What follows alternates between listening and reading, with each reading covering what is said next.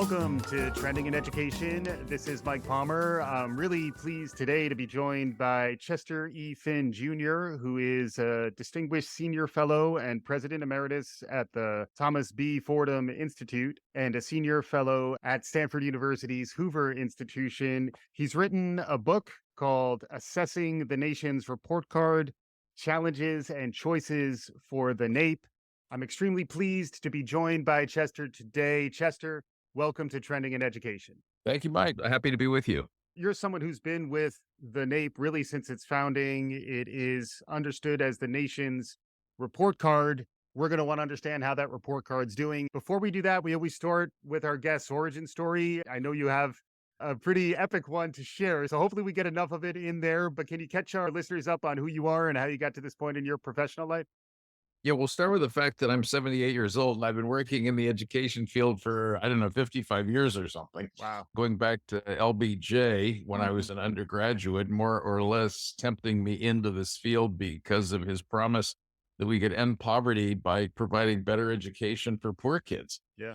Then I fell into the orbit of the late Daniel Patrick Moynihan, senator from New York, and he was my graduate school advisor, and I worked with him in 3 different places, in D.C. twice and in India once. Just jumping in real quick, a delightful train station now in his honor. I was able to take it down to Washington, D.C. recently. It's a delightful experience. Moynihan Station was a legacy as part of his effort to compensate for the horrible destruction of the great Pennsylvania station. And so they've taken part of the old post office building across the street and turned it into what they call it, Moynihan Station. It's very nice. Anyway, I went from him to being Assistant Secretary of Education in the Reagan administration, professor at Vanderbilt, various think tanks, Maryland State Board of Education, National Assessment Governing Board in its first years, including chairman for a couple of years, and recently the Fordham Institute and the Stanford Connection, bunch of books, and then the challenges of being a parent and a grandparent and trying to get them educated.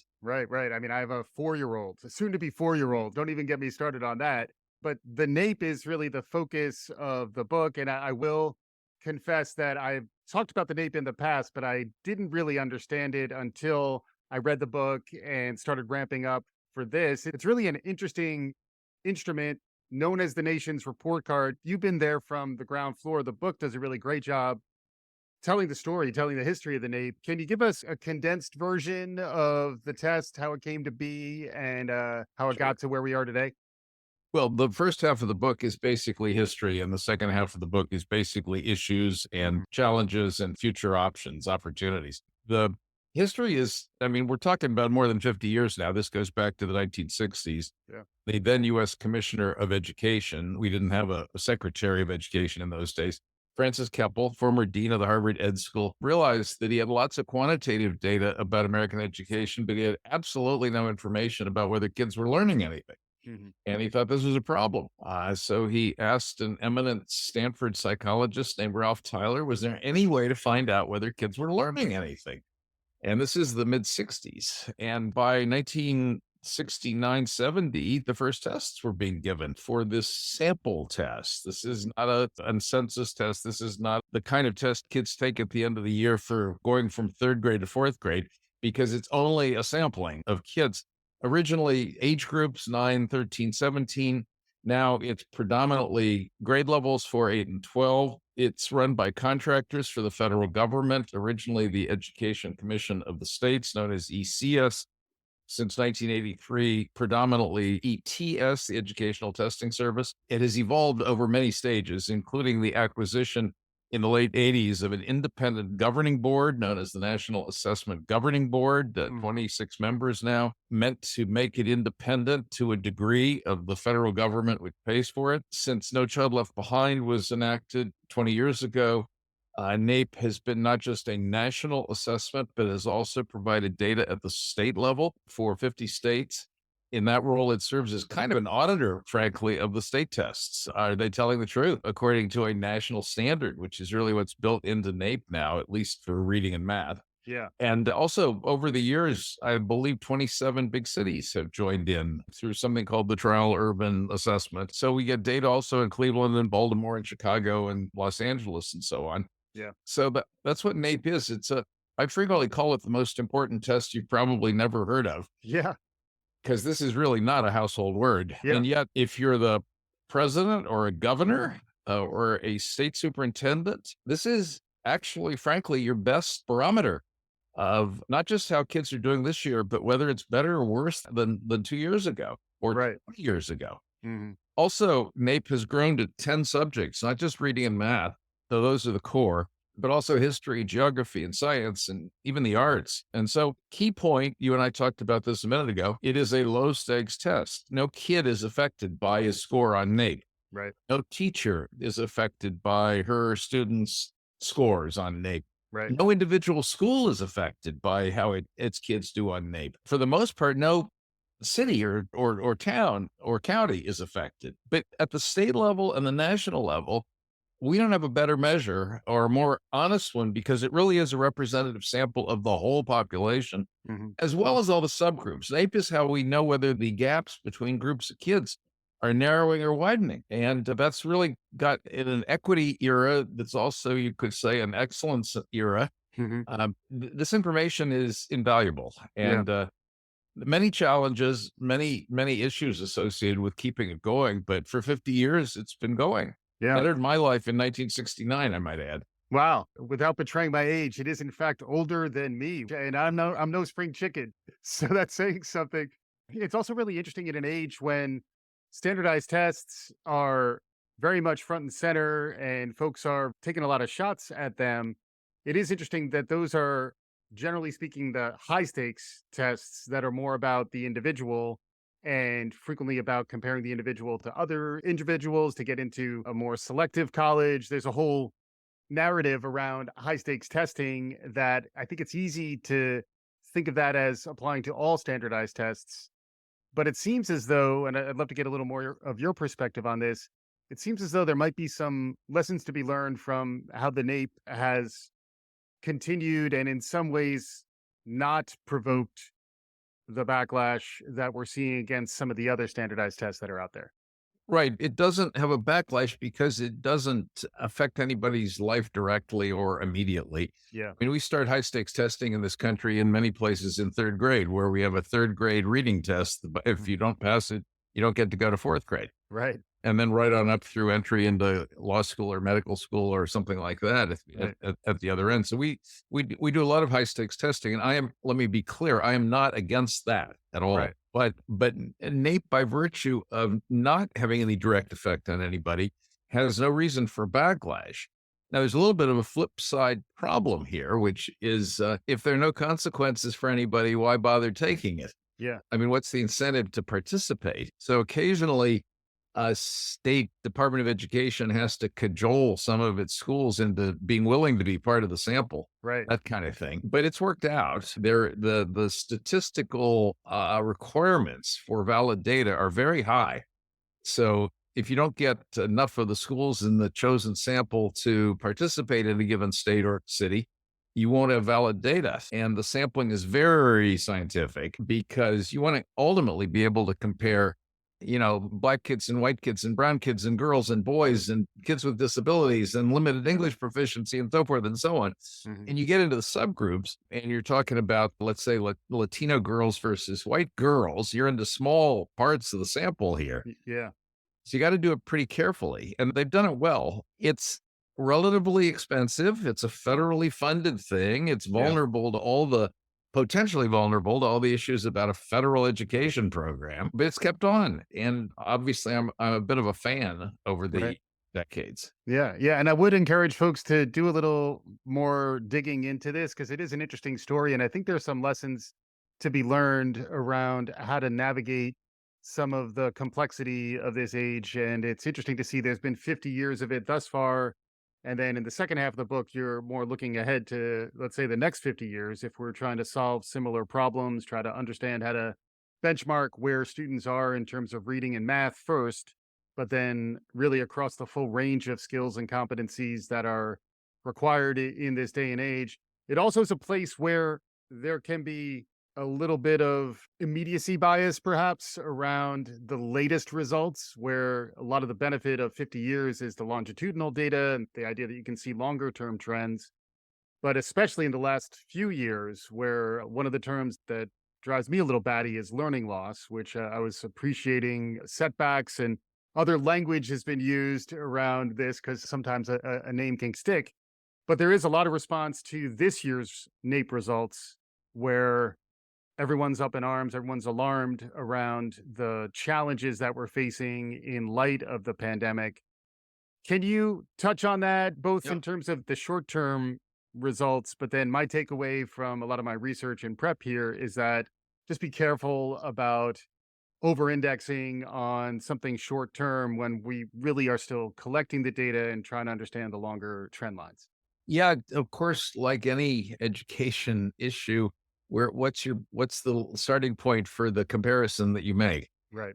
Until COVID hit, there was some slow, gradual good news revealed by NAEP in grades 4 and 8, particularly in math, and particularly for poor kids and low achieving kids and minority kids. There were gains, especially in math. Mm-hmm. 12th grade, I have to say, has been flat for a very long time on the NAEP results, and that's its own issue. Mm-hmm. But the good news kind of came to an abrupt pause when COVID hit. And so the 2 and 3 year NAEP data that we've seen in the last few months really have shown a significant decline from before COVID. Mm-hmm. And they are pretty, I would say alarming is the right word for how much damage COVID and the school shutdowns and things did to student achievement in this country. I hope it is beginning to pick back up again, but we won't know that for a while, obviously. We're seeing signals that it's beginning to pick up in some places, but I don't know. Yeah. So you can use NAEP data to go back to 1970 in some subjects at some levels. You can also use it to compare, 2018 with 2022 and see how we've been doing over the last 4 years. Right. I should have said earlier that NAEP doesn't explain why anything happened. Mm-hmm. It's frustrating to people because it doesn't give causal information. It only tells you, it's like putting a thermometer in your mouth and it tells you got 103. It Right. doesn't tell you why. It just tells you got a fever. That's all. We're in the midst of something. What do we do now? I guess is the question that it poses to us. And then at the same time, something's already in flight where a lot of the interventions that have come since the pandemic hit are now likely to have some impact on the next administration of the NAEP. We're going to want to understand over time, is there a rebound back to that baseline trending slightly up? Or is this setback something that's actually sticking and we're seeing with multiple cohorts who are going through the test administration? Right. And there are all sorts of sidelines to this. This one's sort of funny / not funny. Before COVID, NAEP was administered in odd numbered years, the 2nd and 4th grade tests, and every 2 years, according to federal law in grades 4 and 8 in reading and math. Well, they had to delay it a year because of COVID. That put it into an even numbered year. Mm-hmm. So now the 2 year data means that the results come out during an election year, Oh, which means that the 2022 results came out a few weeks before the November election. interesting. And the 2024 results, unless they change the schedule again, are going to come out shortly before the presidential election. Even though NAEP doesn't give causes, a lot of people want to read into it. Well, this shows the effect of the Trump administration, the Biden administration, or the governor's administration, Mm-hmm. good or bad. Right, right. Well, governors and presidents don't have that much direct effect on what 4th graders are learning and reading. And yet people want to use it for this purpose. I actually suggested in a piece I wrote that they should go back to the odd year schedule just because of this. That's interesting. Yeah. And I think those types of insights are something that I really picked up throughout the book and throughout the history is that there's been a lot of thoughtfulness in the path that NAEP has taken to be somewhat above politics or outside of politics. Yes. And I'd love to get a little more of your take on that, because that was one of the ahas that I'm taking away from this book is that there are some tactics and approaches that can be successful despite the increased tendency to politicize a lot of this stuff. Right. And it's a very important and I think vulnerable point in time as the country comes apart over culture wars and political schisms and things like that. Mm-hmm. Why should anybody trust NAEP is a fair question. And there are sort of two answers. One is that the statisticians and the test makers are very careful to ensure that the data are accurate and valid, and the questions have all been screened for bias and so forth and so on. So, what you might call scientific quality is one reason. Yep. The other reason is who decides what questions to ask? Who decides what's worth testing? Hmm. And that gets you into curriculum issues. And it's complicated in a country where curriculum is all over the place, Yeah. frankly. Yeah. And yet this is a national test. And so the kids in Portland, Oregon, and the kids in Portland, Maine, and the kids in Dallas, Texas are all going to be taking the same test, but are they learning the same stuff in school? Hmm. Well, maybe, maybe not. So the building of these tests through what's called a framework as to what is the content of eighth grade reading or fourth grade math it's a very elaborate and drawn out process with million advisors, consultants, public feedback sessions, things like that. Yeah. But in the end, it belongs to this governing board, this 26-member governing board. Is their decision. And that is and has been, and I think deserves some praise for this over the years, nonpartisan, bipartisan. People have generally, it's representative of all sorts of different constituencies, educators, business leaders, governors, legislators, school board members, and so on. By and large, over the years, people have been able to check their affiliation at the door and function like a statesman. Hmm. What's in the national interest and what is a reasonable consensus in fourth grade math. We're getting all this input. That early signs over the last few years that the culture wars are beginning to percolate into the governing board. Yeah. This came up in the new reading framework a couple of years ago. It may come up in what they're working on right now, which is a new science framework. Yeah. I mean, just think the obvious question there. How much attention should the science test pay to climate change and global warming? Yeah. I mean, there's a question for you with no simple answer, honestly, much less what happens when they get back to history frameworks and civics frameworks and things like that. Right. So the ability of NAEP to remain credible depends quite a lot on people believing that what's on the test is a reasonable national consensus. But just think of that phrase in 2022. Where do we find that these days? Right, right. But I mean, to the NAEP's credit, it's been able to navigate pretty effectively thus far. Yes. And I think there is the idea that without standards and without results, it's very difficult to have any data to support some of the decisions that need to be made around achievement gaps and access, equity, curriculum design, a lot of these things. There needs to be some data, some things that people can agree to. And I Yeah. guess to your previous point, people frequently are questioning facts. This goes back to Yeah. Daniel Moynihan, in Yeah. fact. But it looks like the NAEP, at least so far, there's always the rejection of standardized testing, which is one critique that obviously Right. needs to be addressed. But outside of that, the idea that there are standards and that those standards can help us make policy decisions and help us begin from a common understanding is hugely relevant. And that we can trust this as being legitimate and accurate. I mean, imagine going to the doctor and he's got no thermometer, no blood pressure device, Mm. no oxygen meter, no ability to run a blood test. How's he going to diagnose you? How's he going to cure you? Hmm. Right. Right. And then that being said, you're also very forthcoming about some of the challenges that the NAEP is facing now, some around technology, some around really the evolution of the culture, some of the things that we're talking about. But can you outline some of the challenges that you see on the horizon? They're spelled out pretty nicely in the book.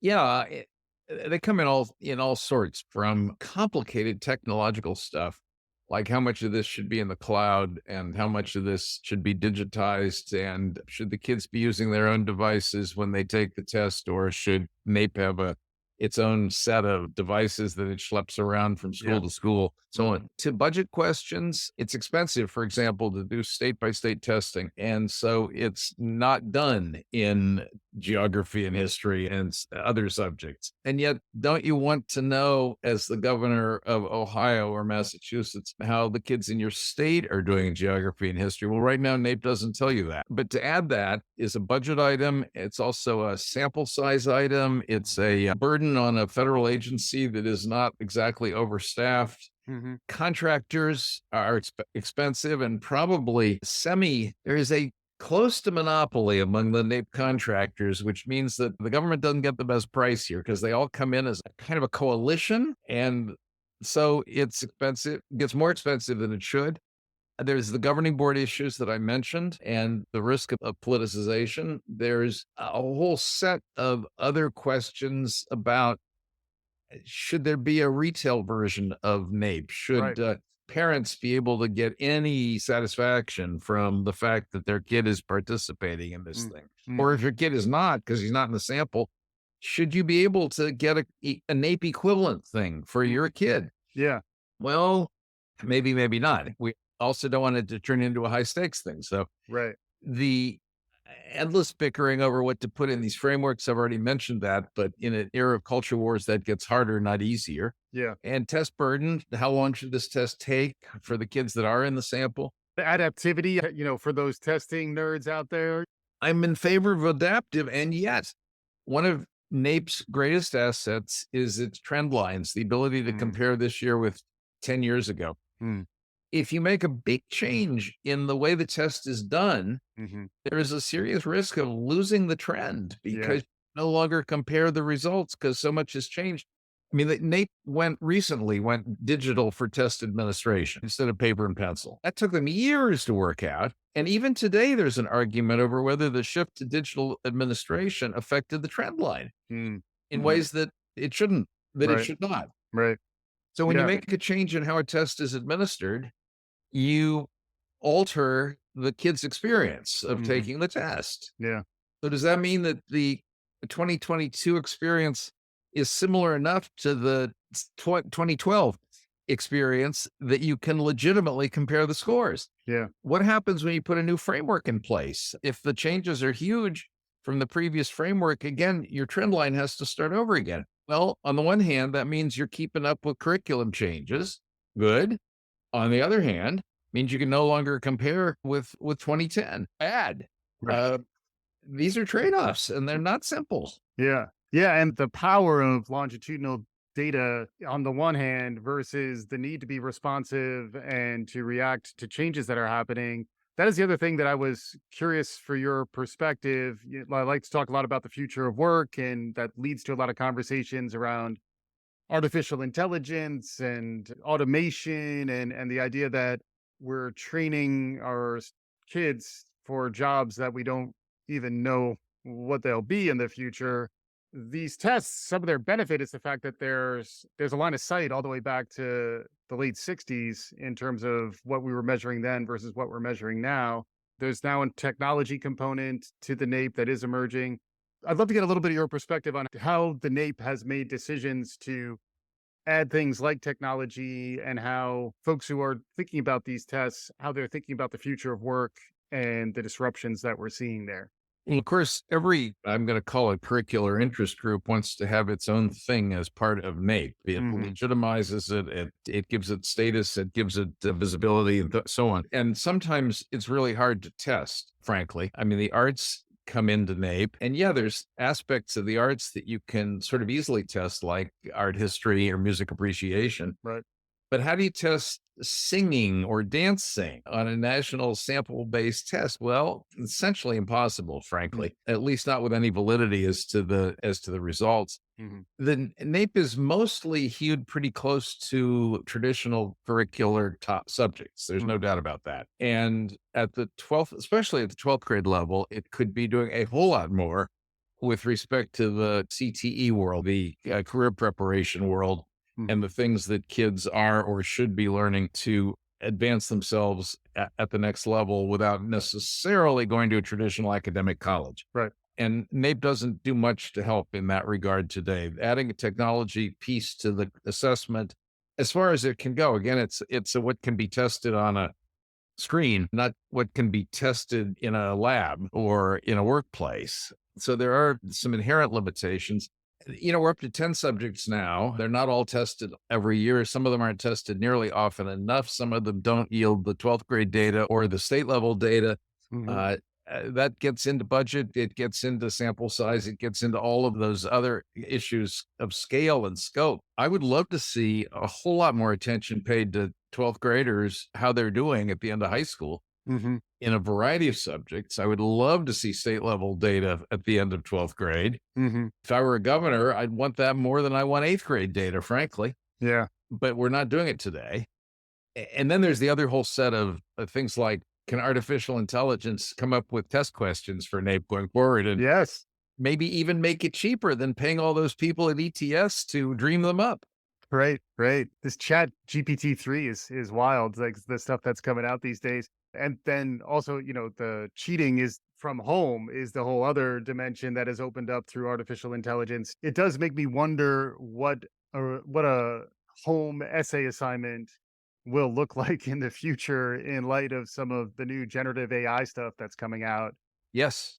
It's going to be a big issue in the high stakes world with something like an advanced placement test, Yeah. where kids have been taking them at home. And yet those are essay type responses for the most part, and they should be. But whose essay is that? Exactly. Although then I start thinking about the future of work and the kids who know how to use Chat GPT-3. Maybe they do deserve a little extra credit. So who knows? It's pretty complicated, Chester. This has been an amazing conversation. We're getting closer to time. I'd love to conclude with maybe your concluding thoughts after this. But before we get there, is there anything else emerging? What do you think about in terms of the future of education that we haven't talked about that you think our listeners might benefit from? I have 100 thoughts about the future of education, so I'm gonna stick with, I think, the national assessment. Sure. It doesn't have any friends in Congress today. Mm. It needs them. It sometimes has friends in the executive branch. Mostly, there's no NAEP lobby except the companies that are contractors that get the money to do the work. This is an issue, and it's a good example of one of these low visibility things the government does that nobody gets reelected to their seat in the House or the Senate in order to work on because it's so low visibility. So I think this is a challenge. I think the support for and kind of attention to credibility for this barometer of student learning is something that we really need to pay more attention to as a country. That's one of the reasons I wrote the book. Chester E. Finn Jr. is the president emeritus at the Thomas B. Fordham Institute and a senior fellow at Stanford University's Hoover Institution. The book is called Assessing the Nation's Report Card Challenges and Choices for the NAEP. It's been amazing to have Chester with us today. As folks go back to the rest of their lives, Chester, I always like to give guests a chance for some parting thoughts. It's been a wonderful conversation. What are some takeaways for folks who stuck with us this far? Well, they care about education and they probably care about the country's future. And those are important things. If we care about education and the country's future, we got to do better by a whole bunch of kids than we're doing today. You can start with poor and minority kids, and you should, but you also have to go on to advanced learners and kids who aren't getting the challenge and stimulation that they need in order to become the scientists and space explorers and inventors of tomorrow. Hmm. We up and down the spectrum, I think, and value of something like national assessment is it keeps us informed up and down the spectrum. So let's keep that going, please. Fantastic stuff. Chester E. Finn Jr. Check him out. Check out the book. Is really an interesting read. Thanks so much for joining us on today's show. My pleasure. Glad to be And, with you. and for our listeners, if you're enjoying what you're hearing, please write us a review, share the good word, do all the good things. We'll be back again soon. This is Trending in Education.